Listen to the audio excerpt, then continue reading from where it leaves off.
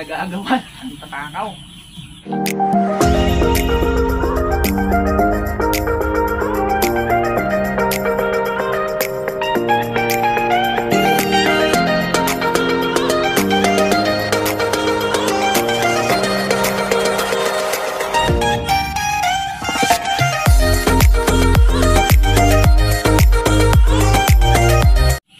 Magandang araw mga ka-Province Life. Ngayon na nga yung unang pagpapakain natin ng ating mga baboy. Kaninang umaga, kinuha natin sila at napakain na kasi yan ng may-ari.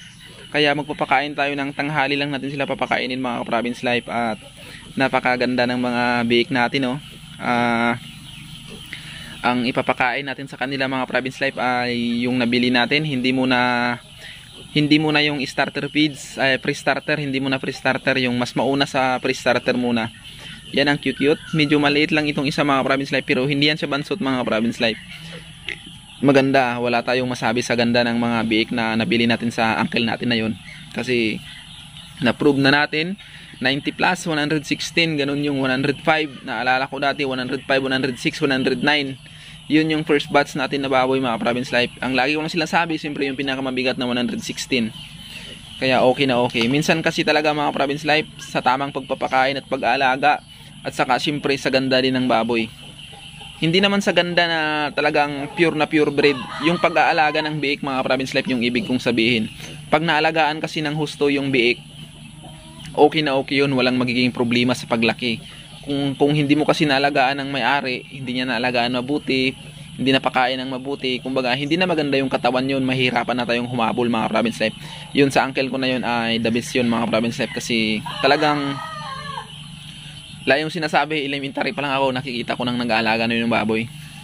Siguro nasa magta 30 years na rin nung nag-aalaga nung baboy yun, kaya wala na tayong masabi sa ganda ng pag-aalaga niya. Inuulit ko rin, siya rin yung nagturo sa akin ng kung paano mag-inject na binibitay na hawakan ng paa. Kaya i-inject din natin to pagkalipas ng 3 araw siguro.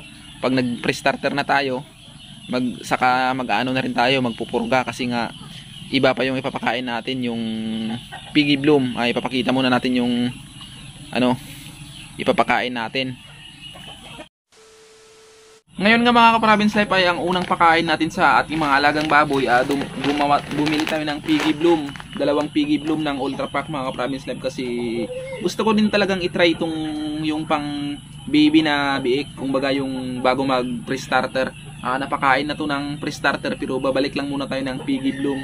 1 kilo ito, 1 kilo, tag 100 ang 1 kilo mga Province Life. Siguro bukas bibili pa ako ng mga 2 para mga ilang araw pa natin papakainin ng Piggy Bloom, kasi marami ding nagsasuggest na pakainin daw muna ng biik natin ng booster. Parang booster din kasi ito mga Province Life. Parang booster na rin to kasi magatas ito, mabango, yung talagang marami pang gatas, kaya ito yung ipapakain muna natin Piggy Bloom.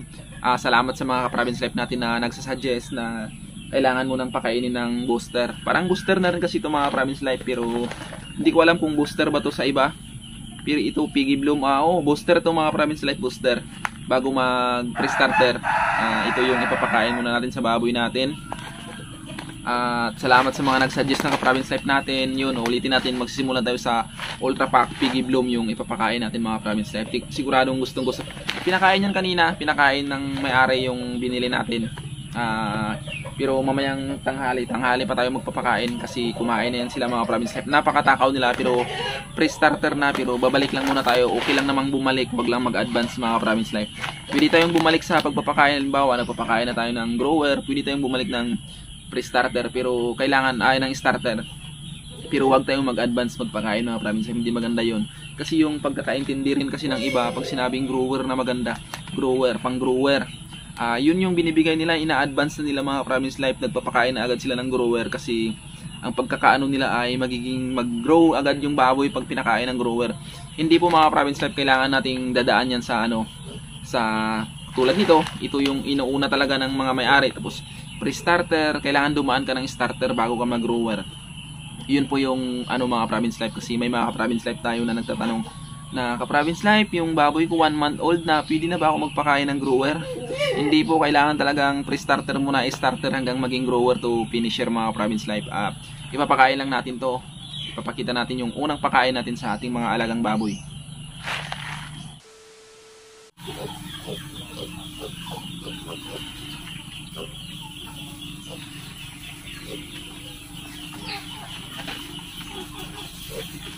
Nag-aagawan ang tatakaw.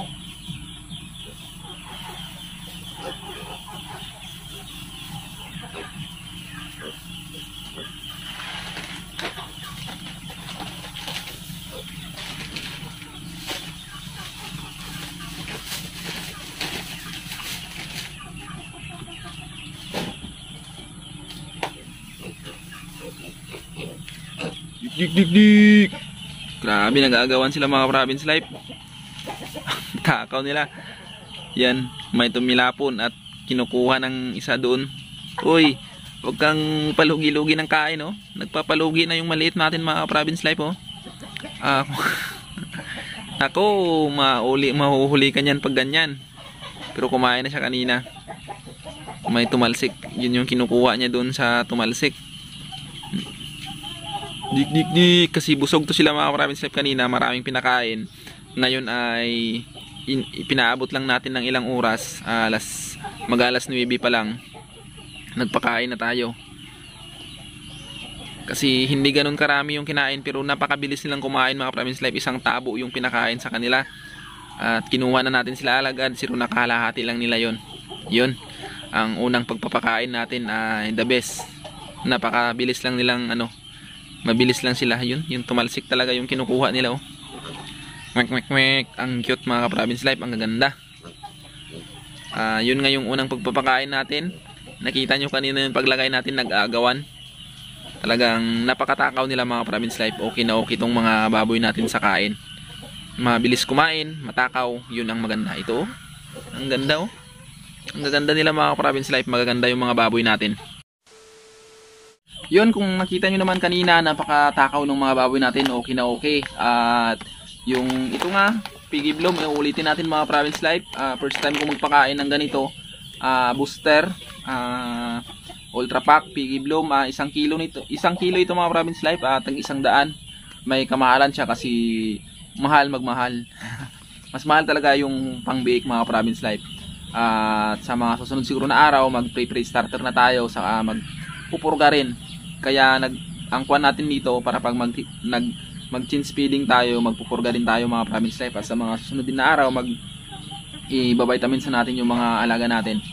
Yun na nakita natin mga province life, yung kain ng baboy natin ay nag-aagawan sila, talagang nagsiksikan. Pumasok na sila, pati yung maliit kumain na rin. Nagsiksikan at nag-aaway pa mga province life, nag-aagawan sila. Talagang nagustuhan nila itong pinakain natin na pang biik, Piggy Bloom. Napakaganda. Wala tayong, sana ay maging magandang resulta nito kasi may mga nag-suggest ng ka-province life natin. At siyempre yung mga suggestion ng ka-province life natin ay sinusunod din natin mga province life, na kailangan mong magpakain ng muna, booster, pag nakuha mo yung baboy mo para mas mabilis yung paglaki kasi maganda yan sa gatas. Kaya yun, bumili ako ng Piggy Bloom, kahit mahal, 100 yung 1 kilo, 2 yung kinuha natin.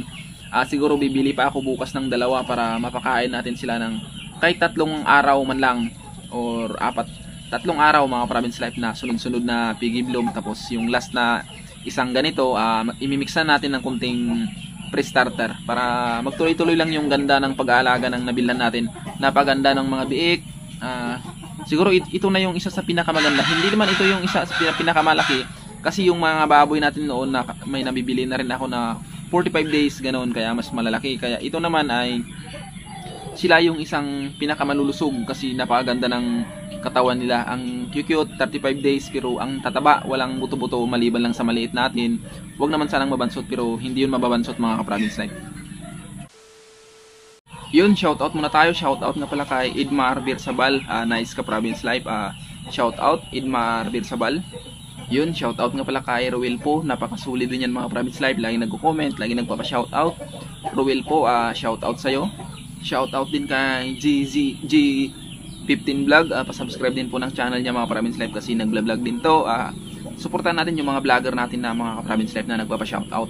Yun nga, maraming salamat mga ka-Province Life at umabot na tayo ng 20,000 subscribers. Maraming salamat sa suporta nyo mga ka-Province Life, dahil sa inyo ay nagpapatuloy tayo at dahil nagugustuhan nyo yung ginagawa natin, kaya pinagpapatuloy natin yung ginagawa natin dito sa farm. Maraming salamat sa laging nagko-comment, laging nagpapa-shoutout, at sa mga OFW na laging nandyan, at saka sa mga silent viewers natin na sumusuporta palagi sa channel natin. Maraming salamat sa inyo mga ka-Province Life.